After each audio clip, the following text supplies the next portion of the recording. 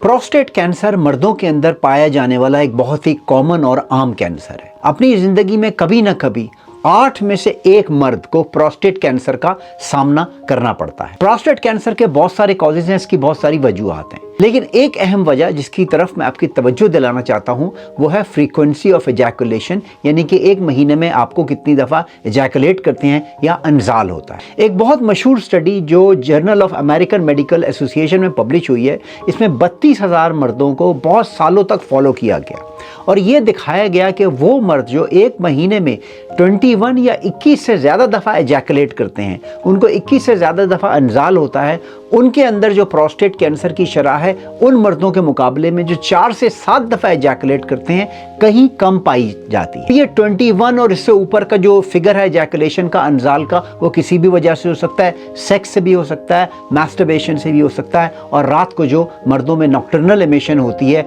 रात में जो अनजाल होता है उसमें भी उसकी वजह से भी हो सकता है।